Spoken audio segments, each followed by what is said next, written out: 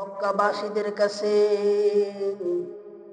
দিনের দাওয়াত যখন রাসূল দিতেছেন, মক্কার আবু জাহেল, আবু লাহাব, উতবা, শাইবারা রাসূলের দাওয়াত কবুল করে না। রাসূলকে প্রহার করে, সাহাবায়ে কেরামকে প্রহার করে।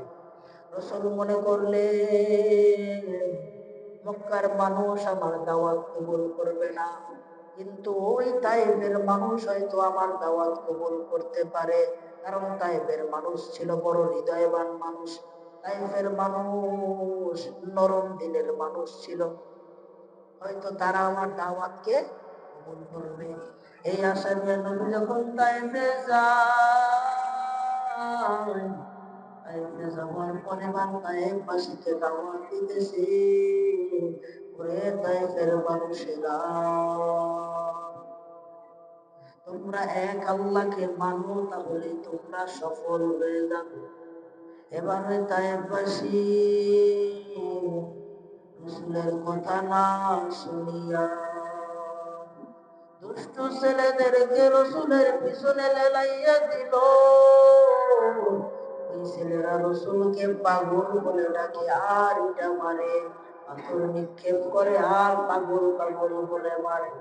রাসূল বলতেছে, তায়েফের পাথরের আঘাতে আমার পিঠ থেকে রক্ত পড়তে পড়তে আমার পায়ের জুতা আমার পায়ের সাথে লেগে গেছে। এই পরিমাণ পাথরের আঘাত তায়েফবাসীরা আমারে করছে। নবী হেঁটে যাচ্ছে আর পিছন দিয়ে ছেলেরা পাথর মারে। নবী একবার পিছনে তাকায়, আমার সামনের দিকে হাঁটতেছে। আল্লাহ ডাক দিয়া বলে, রে জিবরাইল, যাও আমার বন্ধুরে জিজ্ঞাসা করো সে কি করতে চায়। জিবরাইল আসিয়া বলতেছে, রে নবী আমার, আপনি একটা বার বলেন এই তায়েফবাসীকে দুইটা পাহাড়ে চাপ দিয়ে একেবারে শেষ করে দে। কেমন নবী আমার? নবী জিবরাইলকে ডাক দিয়ে বলে, রে জিবরাইল,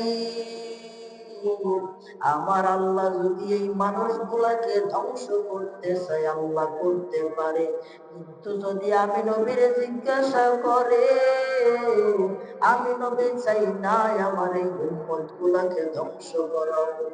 আর জিবরাইল, এই উম্মত গুলা যদি তোমার হয় তুমি মানতে পারো, আর যদি আমার হয় তাহলে আমি আমার উম্মত থেকে মারতে দিব না। এমন নবী ছিলেন, নবী রাতের বেলা নামাজের ভিতরে দাঁড়াইয়া বলতেন, আল্লাহ, এই উম্মতেরা সব তোমার বান্দা, তুমি যদি এদেরকে শাস্তি দাও তোমার ইচ্ছা আছে, কিন্তু যদি তুমি এদেরকে মাফ করে দাও তাহলে তুমি তো রহমান, তুমি তো রহিম।